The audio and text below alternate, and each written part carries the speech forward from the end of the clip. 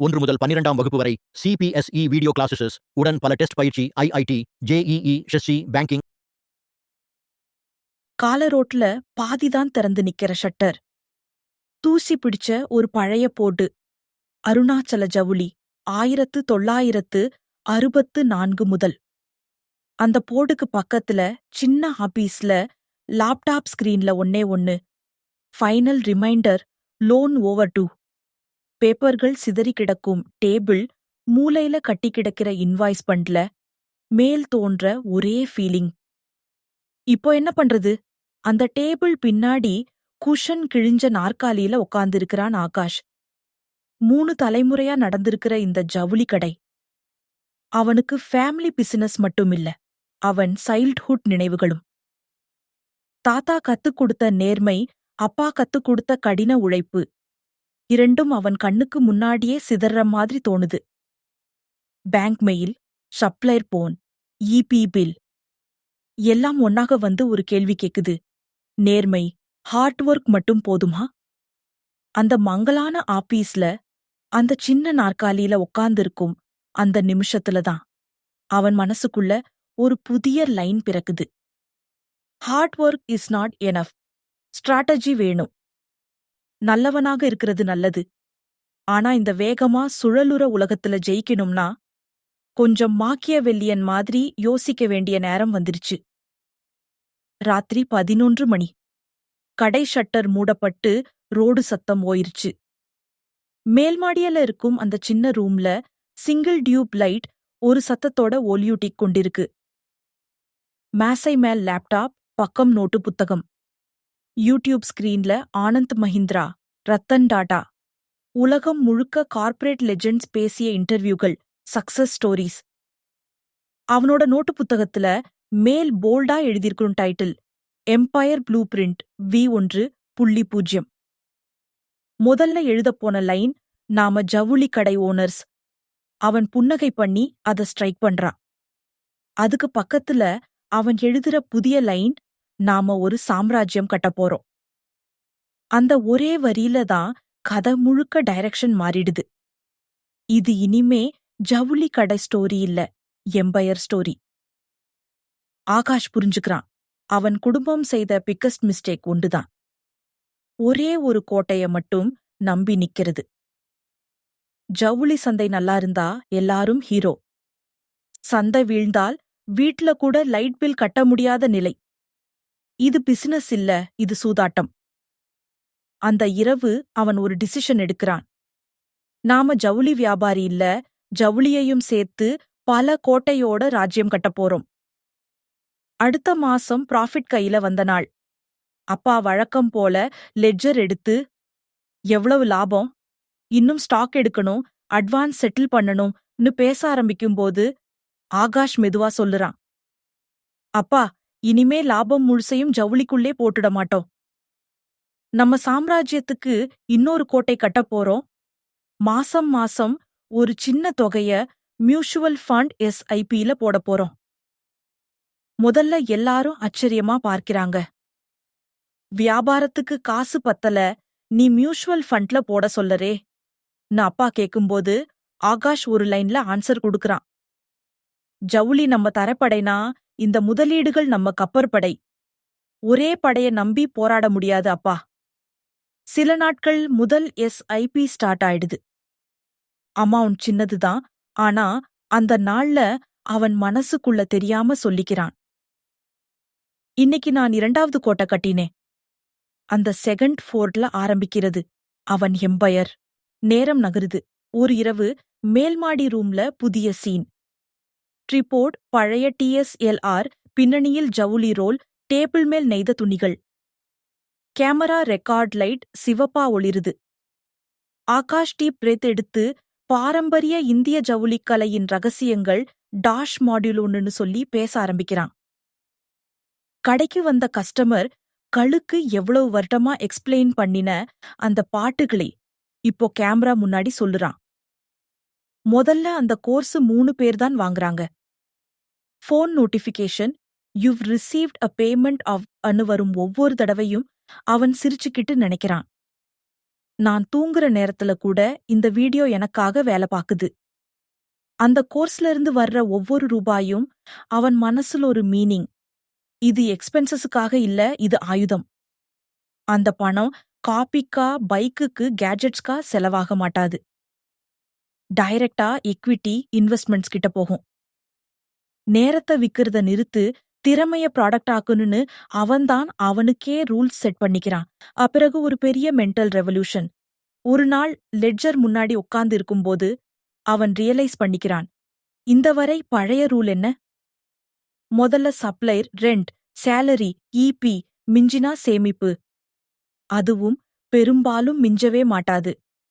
அது சேமிப்பு இல்ல, அது திரும்ப கிடைச்ச குசும்பு. அது அரசன் கருவூலம் இல்ல, பிச்சை. அவன் புதிய ரூல் ஃப்ரேம் பண்றான். லெட்ஜர் மேல் ரெட் பேனால ஒரு பெரிய வட்டம். அதுக்குள்ள எழுதுறான். 15% dash empire tax. Rule simple. கடைக்குள்ள வர்ற ஒவ்வொரு ரூபாயிலையும் முதல்ல 15% அவனோட தனிப்பட்ட இன்வெஸ்ட்மெண்ட் அக்கவுண்ட்டுக்கு. அப்புறமே சப்ளையர், ரெண்ட், ஈபி எல்லாம்.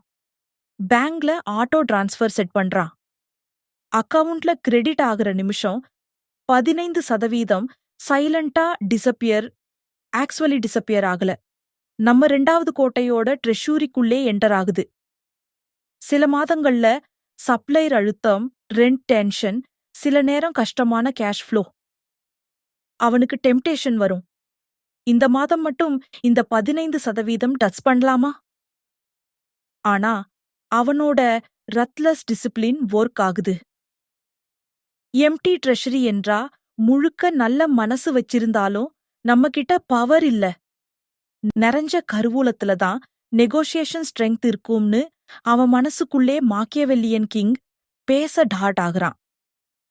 சின்ன சின்ன செலவுகளை கட் பண்றான், ரெண்ட் கிட்ட பார்கெயின் பண்றான், சப்ளையர் கிட்ட டிஸ்கவுண்ட் வாங்குறான்.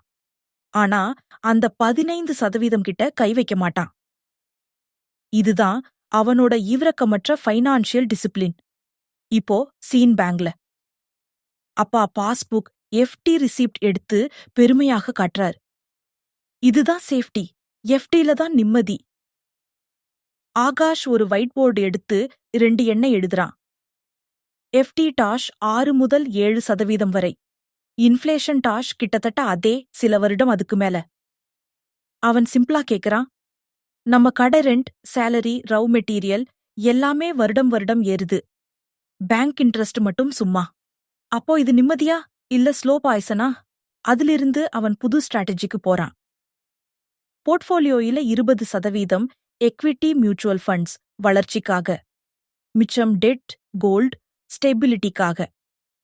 வருடத்துக்கு ஒரு முறை போர்ட்ஃபோலியோ பேலன்ஸ் செக். மார்க்கெட் மேல போனால் எக்விட்டி ஷேர் அதிகமா போயிருச்சுன்னா சர்ப்ளஸ் ப்ராஃபிட் எடுத்துட்டு சேஃப் சைடுக்கு போகும். மார்க்கெட் கீழே விழுந்தா ஷார்ட் டேர்ம் டெப்ட்லிருந்து மணி எடுத்துக்கொண்டு குறைந்த விலைக்கு ஈக்விட்டி வாங்குவான். குதிரை வைல்டா இருந்தாலும் சரியா ஹார்னஸ் பண்ணினாதான் போர்ல ஜெயிக்க முடியும்னு அவன் மனசுல டயலாக். எஃப்டிங்கிற காலாட்படை மட்டும் போதாது, ஈக்விட்டிங்கிற குதிரைப்படை வேண்டியது அவசியம். அதே சமயம் இன்னொரு ஃபிளாஷ்பேக் அவனை ஹாண்டட் பண்ணுது. ஹாஸ்பிட்டல் கேரிடார், மெஷின் பீப் சத்தம், பில் கவுண்டர்ல நீளமான கியூ, டேபிள் மேல் மெடிக்கல் பில்ஸ் எல்லாம் மவுண்டன் போல. பாஸ்டில் நடந்த ஒரு ஆக்சிடென்ட்ல பிசினஸ் கேஷையும் எமர்ஜென்சிக்காக வச்சிருந்த தங்கமும் எல்லாம் கரைஞ்சு போன நினைவுகள். அந்த நாள் அவனுக்கு ஒரு ட்ரூத் காட்டுச்சு. நம்ம எம்பையருக்கு எனிமி மார்க்கெட் மட்டும் இல்ல, ஹெல்த், ஆக்சிடென்ட், சடன் ஷாக்ஸ் கூடதான். இப்போ அவன் தீர்மானம், பிசினஸ் ரிஸ்க் ஓராண்டு, லைஃப் ஷாக்ஸ் இன்னொரு சைடு. இரண்டையும் ஒரே பாக்கெட்ல மேனேஜ் பண்ணக்கூடாது. அவன் ஒரு புதிய பேங்க் அக்கவுண்ட் ஓபன் பண்றான். பேரே powerful, family emergency fort. Rule: 6 மாத ஃபேமிலி செலவும் பிசினஸ் இஎம்ஐக்களும் சேர்த்து எவ்வளவு ஆகுதோ அந்த அளவு ஸ்லோலி அந்த அக்கவுண்ட்ல பில்ட் பண்ணணும். Only liquid funds, easy access. இந்த அக்கவுண்ட் பேரை டெய்லி லைஃப்ல யாரும் மென்ஷன் பண்ணக்கூடாது. இது அடி நாற்காலி விழுந்தால் மட்டும்தான் பயன்படுத்தப்படுற சீக்ரெட் ட்ரெஷரி. அதோட சைடுல term insurance, health insurance. Policy paper கையில பிடிச்சுக்கிட்டு அப்பாவிடமா அவன் சொல்றான், இந்த பாலிசி காசு நம்ம கிட்ட ஒரு நாளும் வராததுதான் நம்ம லக். ஆனா வர்ஸ்ட் கேஸ்ல ஏதாவது நடந்தாலும் நம்ம வீட்டுக்குள்ள யாரும் ரோட்ல வரக்கூடாது. Business hide, showroom lighting, digital arts எல்லாம் ஒரு பக்கம். அந்த எமர்ஜென்சி ஃபண்ட், இன்சூரன்ஸ் கவரேஜ் மாதிரி மோட் தான் அந்த ஹைட்ல நிக்கும் கோட்டைக்கு லைஃப் லாங் செக்யூரிட்டி. காலம் கொஞ்சம் நல்ல பாதை எடுத்த பிறகு ஃபேமிலியில பழைய ஆசை தலை தூக்குது. புது கார் வாங்கலாமா? நீ இந்த அளவுக்கு உழைக்கிற, ஒரு சின்ன சைட்ல நிலம் வச்சுக்கலாம். ஆகாஷ் புன்னகை பண்ணி லேப்டாப் ஓபன் பண்றான். ஸ்கிரீன்ல டேப்ஸ், டிஜிட்டல் மார்க்கெட்டிங் 3 மாசம் course, financial statement analysis for business owners, supply chain management basis. அவர்களுக்கு அது எக்ஸ்பென்ஸ் மாதிரி தோணும். அவனுக்கு அது இன்வெஸ்ட்மெண்ட். டாஷ் பட்நாட் SIPR ஈக்விட்டி டைரக்டா அவன் மேல். அவன் மனசுல மேத் வேற மாதிரி. கோல்ட், லேண்ட், டாஷ் கொலட்ரல்கா யூஸ் ஆகும். ஆனா நாலேஜ், ஸ்ட்ராட்டஜி, இதுதான் real cash machine. So car EMI ஆக இருந்திருக்கும் பட்ஜெட். ஒரு வருஷம் முழுக்க கோர்சஸ், புக்ஸ், ஒர்க் ஷாப்ஸ்ல போகுது. சில மாதங்களுக்கு அப்புறம் effect visible. Online course sales ஏறுது, website orders increase, inventory wastage குறைஞ்சுது. பேங்க் மேனேஜர் கிட்ட லோன் பேசும்போது ரேஷியோஸ், மார்ஜின்ஸ் எல்லாம் அவன் நிதானமா எக்ஸ்பிளைன் பண்ண முடியுது. நான் பெட்டர் ஆகிற நேரத்துல என் பிசினஸும் என் இன்வெஸ்ட்மெண்ட்ஸும் ஆட்டோமேட்டிக்கலி பெட்டர் ஆகுதுன்னு அவன் ரியலைஸ் பண்றான். செல்ஃப் இன்வெஸ்ட்மெண்ட், ROI, FDI, கோல்டியர் எல்லாத்தையும் மிஞ்சிற அளவுக்கு அவுட்புட் தருது. ஒரு தினம் ஃபேமிலி எல்லாம் டைனிங் டேபிள் சுற்றி உட்கார்ந்திருக்காங்க. டேபிள் மேல் பெரிய சார்ட் பேப்பர். ஆகாஷ் மார்க்கர் எடுத்துக்கிட்டு ஃபர்ஸ்ட் டைம் ஃபேமிலி கோல்ஸ் கிளியரா எழுத ஆரம்பிக்கிறான். ஷார்ட் டேர்ம் ஒரு 1 முதல் 3 வருஷம், புதிய மெஷின், கடை ரெனோவேஷன். மீடியம் டேர்ம் 5 முதல் 7 வருஷம், தங்கையோட கல்யாணம், கார். லாங் டேர்ம் 10 வருடத்துக்கு மேல், பேரண்ட்ஸ் ரிட்டையர்மெண்ட், என் ஃபினான்ஷியல் ஃப்ரீடம். ஒவ்வொரு இலக்கும் பக்கத்துல அரோ, அதுக்கான இன்வெஸ்ட்மெண்ட் டைப். ஷார்ட் டேர்முக்கு liquid funds, short term debt. Medium டேர்முக்கு பேலன்ஸ்ட், ஹைபிரிட் ஃபண்ட்ஸ். லாங் டேர்முக்கு பியூர் ஈக்விட்டி, SIP. இப்போதான் வீட்டாருக்கு ஃபர்ஸ்ட் டைம் புரிகிறது. எல்லா பணமும் ஒரே பெட்டியில இருந்ததால தான் பிசினஸ் உதிர்ச்சியோ, கல்யாண செலவோ, ஹவுஸ் ரெனோவேஷனுக்கோ எல்லாம் மிக்ஸ் ஆயிடுச்சு. ஆகாஷ் சிம்பிளா சொல்லுறான், ஒரு ராஜா எல்லா போருக்கும் ஒரே படைய அனுப்ப மாட்டான். ஒவ்வொரு போருக்கும் தனி ஆர்மி இருக்கும். அதுபோல ஒவ்வொரு இலக்குக்கும் தனி திட்டம், தனி இன்வெஸ்ட்மெண்ட். சில வருடங்கள் கடந்து போகிறது. டிரான் ஷாட் மாதிரி காட்சி. அதே ரோடு, அதே தெரு. ஆனா அந்த பழைய ஹாஃப் ஷட்டர் ஷாப் இடத்துல இப்போ முழு கிளாஸ் ஃபேசேடு கொண்ட ஒரு மாடர்ன் பில்டிங். கிரவுண்ட் ஃப்ளோர்ல பிராண்டட் டெக்ஸ்டைல் ஷோரூம். போர்ட்ல எழுதியிருக்கு அகஷ் எம்பயர் ஹோல்டிங்ஸ். மேல்மாடி ரூம்ல ஸ்டூடியோ, லைட்ஸ், கேமரா. வால்ல பெரிய ஸ்கிரீன், அவன் investment portfolio, different goals progress, graphs. அங்க சுவர்ல தாத்தா போட்டோ, பக்கத்துல ஒரு கோட். நேர்மை பிளஸ் கடின உழைப்பு பிளஸ் தந்திரம் சமம் உடைக்க முடியாத சாம்ராஜ்யம். நம்ம வாய்ஸ் இப்போ ஸ்லோவா உங்க காதுக்குள்ள செட்டில் ஆகுது. நீங்க நல்லவங்கன்னு இருப்பது பேசிக் ரிக்வயர்மெண்ட். அத நான் குறைக்கிறதில்லை. ஆனா இந்த உலகத்துல வெற்றி எப்பவுமே நல்ல மனசுக்கு மட்டும் வராது. சில நேரம் அது தந்திரமா, குளிர்ந்த கணக்கோட, மாக்கியவெல்லியன் மாதிரி மெத்தனமில்லாத நிதி ஒழுக்கத்துக்கு தான் வந்து சேரும். ஒரே வருமானத்தை நம்பி நிக்காதீங்க. உங்க திறமைய ப்ராடக்ட் ஆக்குங்க. ஜவுளியா இருக்கலாம், டீச்சிங்கா இருக்கலாம், கோடிங்கா இருக்கலாம். ஒரு தடவை உருவாக்கும் நாலேஜ் உங்க தூக்கத்துக்குள்ள கூட காசு சம்பாதிக்கணும். வந்த அந்த உபரி பணத்தை உங்க எம்பையருக்கும் ஆயுதமா அனுப்புங்க. முதல்ல உங்க கருவூலத்துக்கு உங்களால பாசிபிளான எம்பையர் டாக்ஸ் கட்டுங்க. மிச்சத்துல உலகம் மேனேஜ் பண்ணிக்கலாம். எஃப்டிங்கிற காலாட்படை நல்லதுதான். ஆனா இன்ஃப்ளேஷனுங்கிற எதிரிய ஜெயிக்க ஈக்விட்டிங்கிற குதிரைப்படை வேணும். அத மெதுவா பிளான் பண்ணி ரீபேலன்ஸ் பண்ணி மெல்ல பழக்குங்க. அதுக்கு மேல எமர்ஜென்சி மோட் கட்டுங்க. அவசர கால நிதி, சரியான இன்சூரன்ஸ். லைஃப் ஷாக்ஸ் உங்களை மண்டியிட வைக்க கூடாது. இவைகளுக்கு மேல உங்களே முதலீடு பண்ணுங்க. உங்க வெர்ஷன் வளர வளர உங்க பிசினஸும் உங்க இன்வெஸ்ட்மெண்ட்ஸும் உங்க சாய்ஸஸும் எல்லாமே நெக்ஸ்ட் லெவலுக்கு போகும். ஃபைனலி கோல்ஸ் எல்லாம் மிக்ஸாக நசுங்குற பெரிய குக்கரில் வைக்காதீங்க. இலக்குகளை பிரிங்க. ஒவ்வொன்னுக்கும் அதன் தனி பாதை, தனி ப்ராடக்ட், தனி டைம்லைன். இது ஒரு ஸ்டோரியில வரும் கதை இல்லை.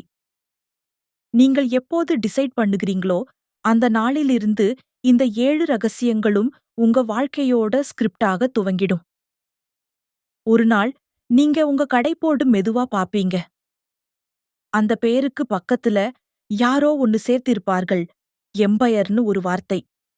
அந்த நாள்ல இந்த வாய்ஸ் ஓவர் நினைவுக்கு வரும். சின்ன குடும்ப தொழில்தான், ஆனா நாம இவங்கள எல்லாத்தையும் யூஸ் பண்ணி சாம்ராஜ்யமா சேஞ்ச் பண்ணிட்டோம்னு நீங்க உங்களையே சொல்லிக் கொள்வீங்க.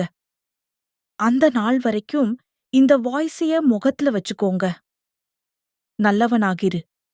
ஆனா புத்திசாலியான, தந்திரமான, நிதி ஒழுக்கத்தோட நடந்துக்கிற மாக்கியவெல்லியன் CEO-வாகவும் இரு. இந்த வீடியோ உங்களுக்கு பயனுள்ளதாக இருந்தால் ஒரு லைக் கொடுங்கள். உங்கள் நண்பர் உடன் பகிரவும். மிக முக்கியமாக எங்கள் சேனலை சப்ஸ்கிரைப் செய்ய மறக்காதீர்கள். புதிய வீடியோக்கள் வரும்போது உடனே அறிந்து கொள்ள மணி ஐகானையும் கிளிக் செய்யுங்கள். நன்றி.